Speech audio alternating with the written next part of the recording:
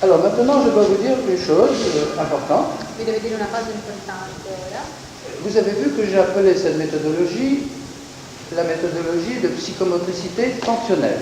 Avete visto che ha chiamato questa metodologia la metodologia della psicomotricità funzionale. Ne cherchez pas la signification dans le dictionnaire.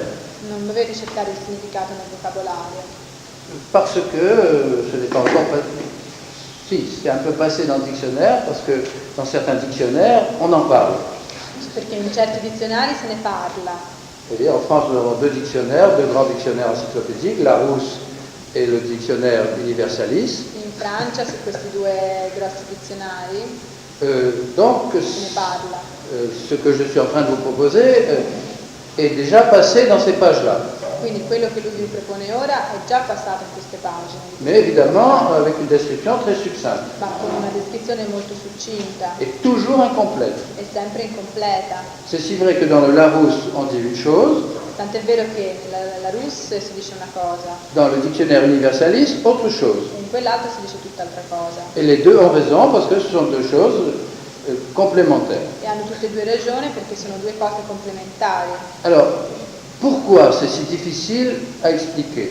Perché è così difficile da spiegare? Parce que le sens fonctionnel a deux sens. Perché la parola funzionale ha due sensi. Un sens, a deux sens. Un sens en phénoménologie. Un senso nella fenomenologia. Parce que Buitenjik, lui, Perché Buitenjik a parlé du terme fonctionnel.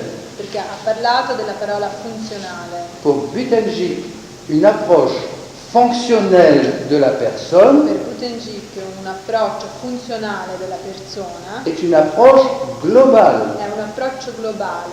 Donc fonctionnel au sens phénoménologique, ça veut dire approche globale de la personne en relation avec un milieu. Quindi funzionale in fenomenologia significa un approccio globale della persona in rapporto a un ambiente. Et tous les phénoménologistes ont utilisé ce terme dans ce sens-là. E tutti i fenomenologisti hanno utilizzato questo termine in questo senso. C'est pour ça que je n'ai pas hésité à l'utiliser, Per questo che lui non ha esitato a utilizzarlo, dans la mesure où je situe mon orientation dans une orientation phénoménologique. visto che pone il suo orientamento in un orientamento fenomenologista. Il faut donc lire fonctionnel dans le sens global du terme.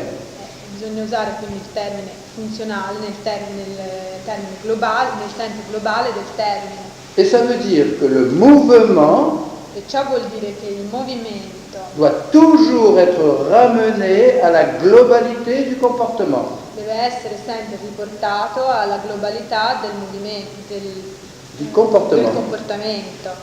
Et donc que le mouvement E quindi il movimento est un mode d'expression de la è un personne, modo di espressione della persona, mais qui doit être ramené à la personne totale. ma che deve essere riportato alla persona totale. Ce qui veut dire qu'on ne peut pas étudier isolément le mouvement, Questo vuol dire che non si può studiare il movimento isolatamente, comme une chose indépendante de la personne, come una cosa indipendente dalla persona. comme on a fait par exemple l'étude des techniques sportives. Per esempio come si è fatto nello studio delle tecniche sportive, On en fait des choses abstraites, se ne è fatte delle cose astratte, détachées de leur contexte vivant. staccate dal loro contesto vivente. C'est-à-dire l'athlète, lui, qui se confronte à un problème de performance. Cioè l'atleta che si confronta con un problema di prestazione.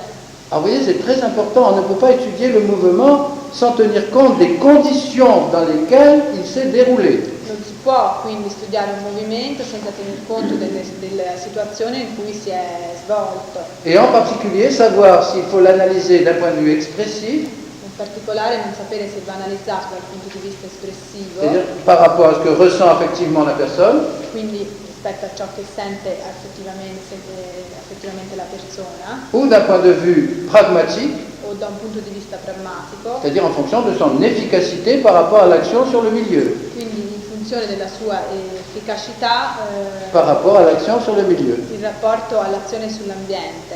Alors ça, c'est ça une conception fonctionnelle. E questa è una concezione Mais funzionale. c'est pas évident quand on lit le mot, hein. E non è così evidente quando si legge la parola. Mais vous trouvez exactement tous ces mots dans les auteurs que j'ai dont j'ai parlé au début, Ma voi trovate tutti questi termini negli autori che lui ha citato all'inizio, c'est-à-dire Goldstein, Wittengy, Merleau-Ponty. tutti questi Goldstein, Wittendyk Et e Merleau-Ponty. Ponty. Donc, une conception fonctionnelle, c'est une conception qui considère l'individu comme une globalité en relation avec un milieu. La concezione funzionale è una concezione che considera l'individuo in relazione all'ambiente.